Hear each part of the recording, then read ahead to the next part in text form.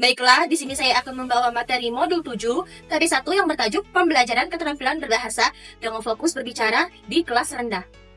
Kita akan membahas karakteristik pembelajaran kelas rendah. Pembelajaran bahasa Indonesia di kelas rendah biasanya menggunakan pembelajaran tematik, yakni memiliki strategi pembelajaran yang melibatkan beberapa peserta didik, mulai dari kelas 1 hingga kelas 3 SD.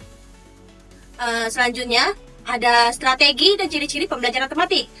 Strategi yang dirancang ini untuk pembelajaran tematik menggunakan pengalaman belajar peserta didik seperti bersahabat, akan tetapi lebih bermakna bagi peserta didik dan terus dalam konsep atau pengetahuan dan keterampilannya.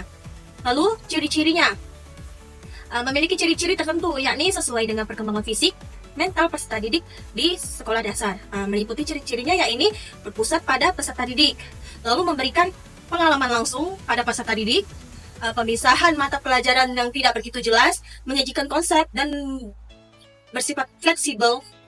Yang terakhir adalah hasil pembelajaran dapat dikembangkan sesuai minat dan kebutuhan masing-masing. Dalam upaya proses tadi ada keunggulan pembelajaran tematik yang kita ketahui. Ini pengalaman yang bersifat relevan, lalu ada yang bersifat tolak belakang, dan ada juga dalam hasil pembelajaran itu akan lebih bertahan lama, lebih berkesan, dan lebih bermakna.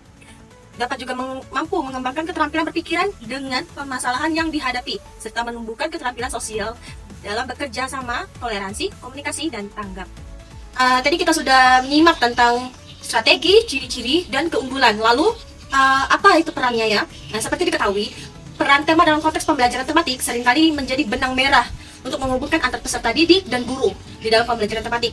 Peran temanya itu seperti yang pertama adalah peserta didik mudah memusatkan perhatian pada satu tema atau topik tertentu dan dapat mempelajari pengetahuan yang mengembangkan kompetensi mata pelajaran di dalam tema yang sama.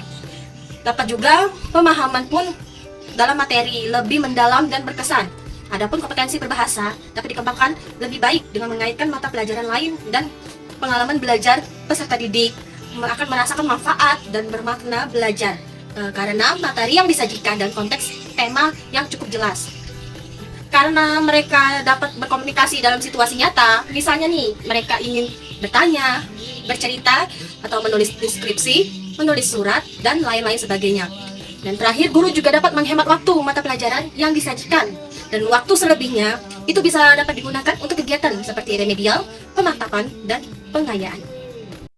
Yang selanjutnya yaitu 5 hal-hal yang perlu diperhatikan dalam pembelajaran tematik. Ada beberapa hal. Yang pertama yaitu pembelajaran tematik dimaksudkan agar pelaksanaan kegiatan belajar mengajar lebih menjadi bermakna dan utuh. Yang kedua, dalam pelaksanaan pembelajaran tematik dipertimbangkan antara lain yaitu alokasi waktu setiap tema, memperhitungkan banyak dan sedikitnya bahan yang ada di lingkungan. Yang ketiga, pilih tema yang terdekat dengan peserta didik. Yang keempat, lebih mengutamakan kompetensi dasar yang akan dicapai daripada tema.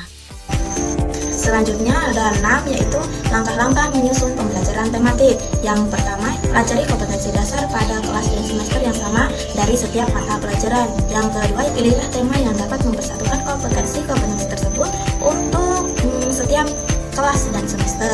Yang ketiga, pilihan tema. Pilihan tema itu ada beberapa yaitu diri sendiri, keluarga, lingkungan, tempat umum, pengalaman, budi pekerti, kegemaran, tumbuhan, hiburan, binatang, transportasi, kesehatan, ketiga makanan, pendidikan, pekerjaan, peristiwa, pariwisata, kejadian sehari-hari, pertanian, negara, dan komunikasi.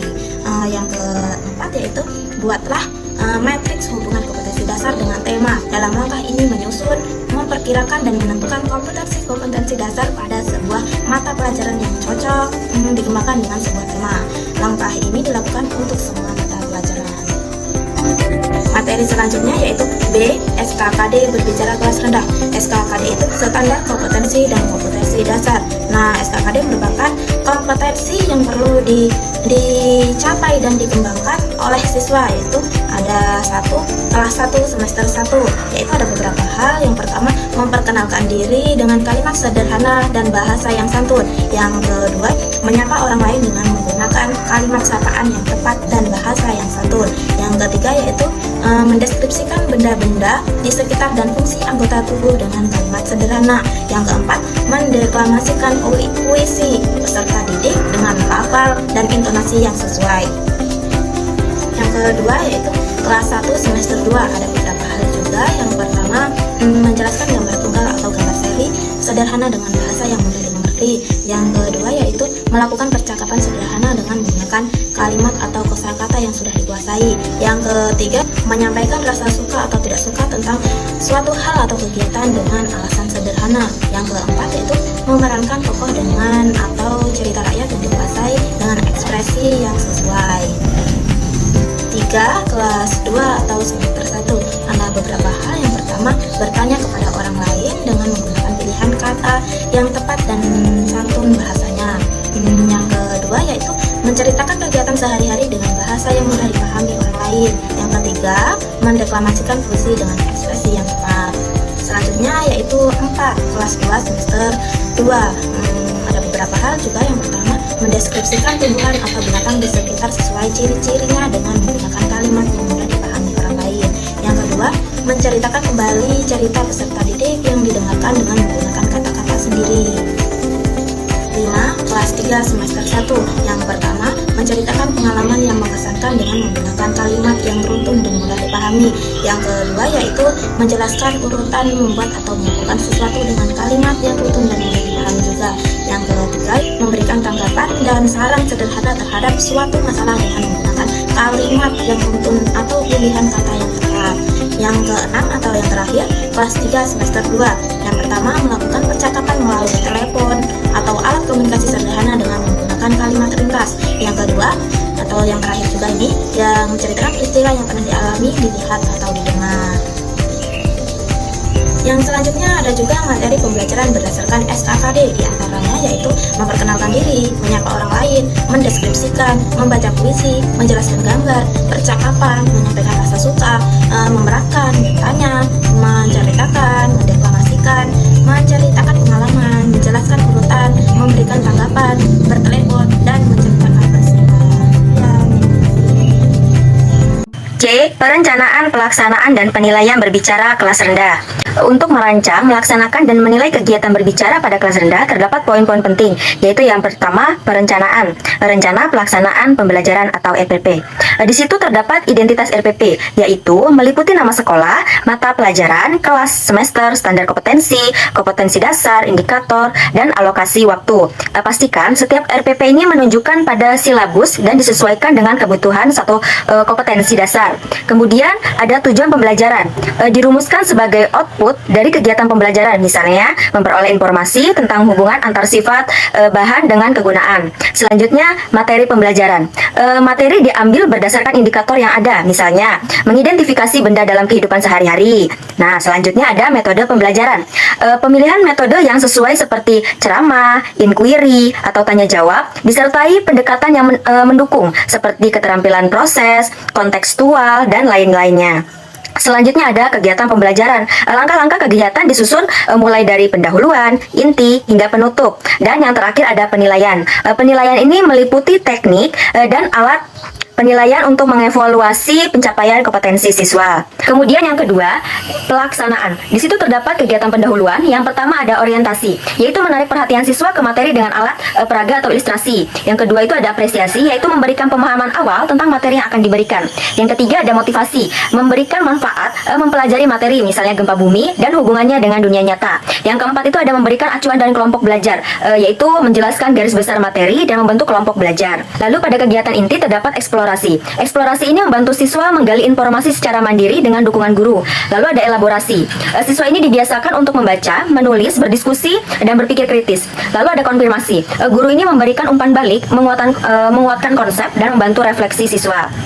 Selanjutnya kegiatan penutup, yaitu membuat rangkuman, mengevaluasi pemahaman siswa melalui tes atau tanya jawab, dan memberikan arahan untuk tindak lanjut, misalnya tugas rumah. Baiklah, di sini saya akan menjelaskan tentang penilaian berbicara dalam kelas rendah.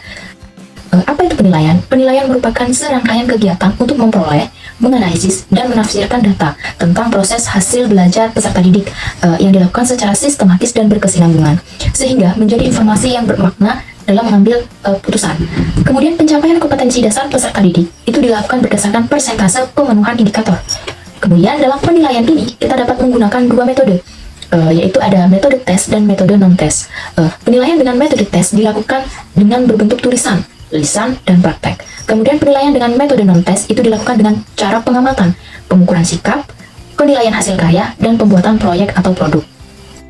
Selanjutnya, terdapat dua jenis penilaian yang digunakan dalam pembelajaran berbicara. Di antaranya yang pertama ada penilaian proses. Penilaian proses ini dilakukan selama kegiatan berlangsung untuk menilai sikap peserta didik dalam mengikuti kegiatan pembelajaran. Kemudian, aspek-aspek yang digunakan dalam penilaian proses itu diantaranya ada kedisiplinan, minat, kerjasama, keaktifan, dan tanggung jawab.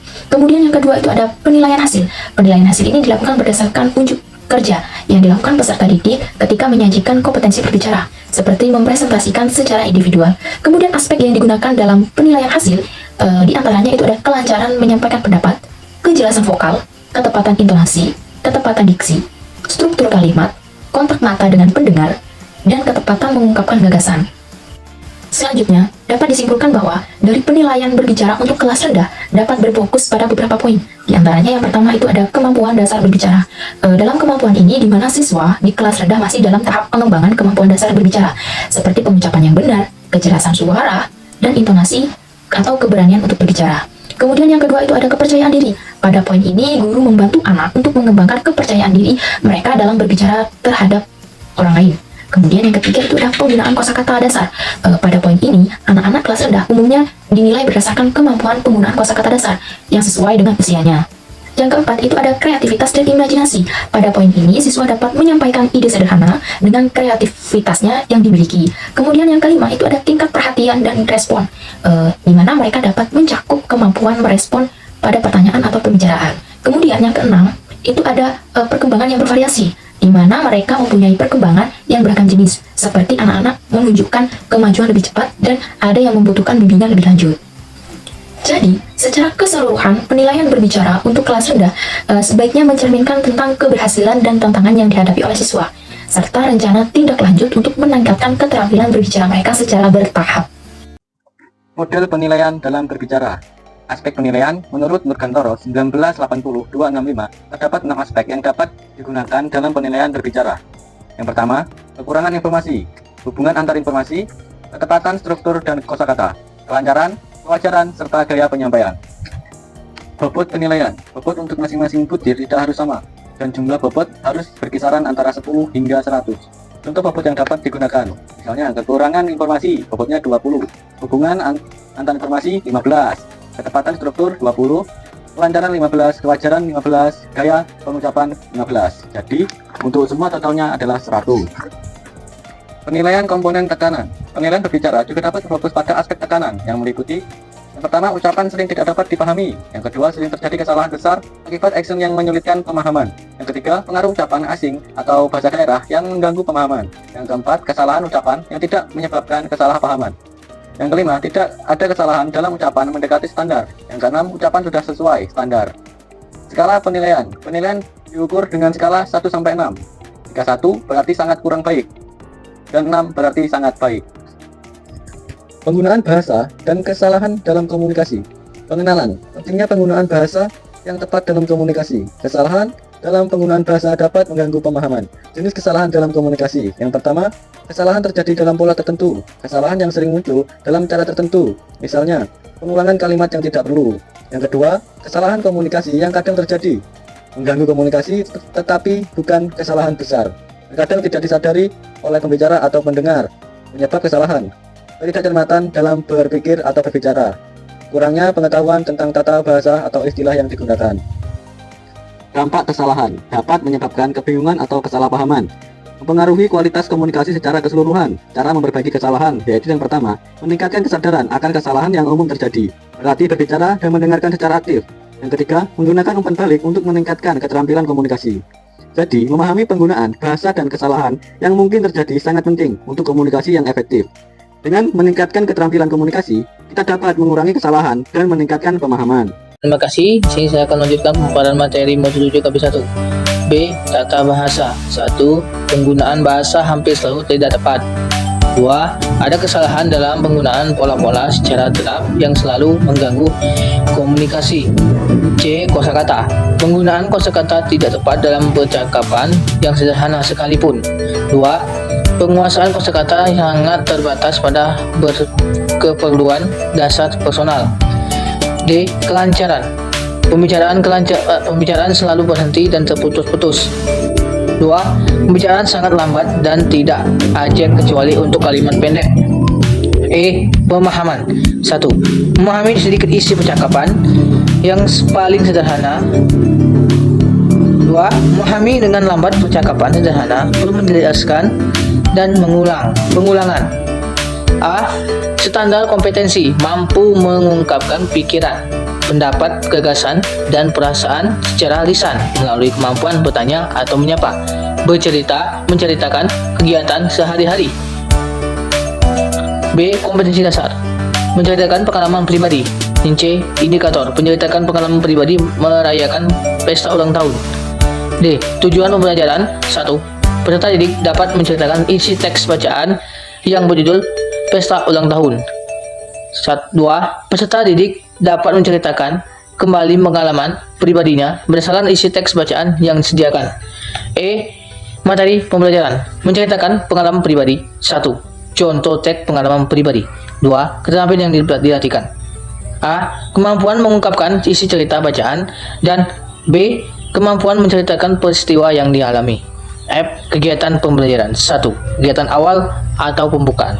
A. Persepsi diupayakan peserta didik belajar dalam situasi menyenangkan. B.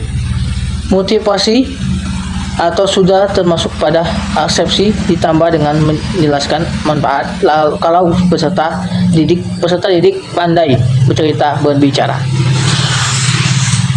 2.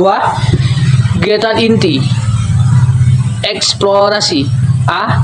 2 atau 3 peserta didik menerangkan secara mengucapkan selamat kepada teman yang berprestasi dengan mimik yang ceria. B. Guru mengajukan pertanyaan tentang pengalaman yang dialami peserta didik. Misalnya, kapan Ami menerima hadiah? Di mana Ami menerima hadiah? Bagaimana perasaan Ami? Elaborasi. A. Setelah peserta didik menjawab pertanyaan, peserta didik memperhatikan cerita pendek tentang peristiwa yang berkesan. Yang B. Selanjutnya peserta didik disuruh mengingat-ingat pengalaman dirinya, lalu secara berpasangan saling menceritakan pengalaman pribadi dengan teman pasangannya. Yang C. Setelah saling tukar pengalaman, peserta didik diminta menuliskan pengalamannya dengan bahasanya sendiri. Yang ketiga, kegiatan akhir atau penutup. A. Refleksi, peserta didik diajak merenung, menilai, dan menanggapi kegiatan pembelajaran yang baru berlangsung. Yang B. Penegasan dilakukan dengan cara guru memberikan penjelasan kepada peserta didik secara mengungkapkan pengalaman pribadi dengan memperhatikan 1. Peristiwa yang dialami dan sangat berkesan. 2. Waktu kejadian. 3. Urutan kejadian.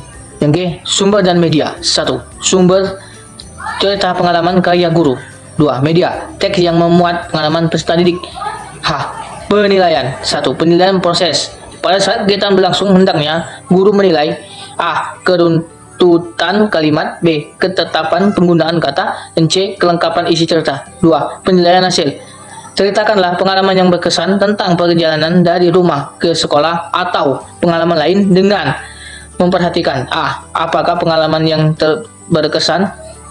B. Kapan waktu kejadian? Dan C. Bagaimana urutan kejadiannya? Baik, terima kasih telah pemaparan materi dari saya. Cukup sekian, terima kasih. Saya kembalikan ke moderator.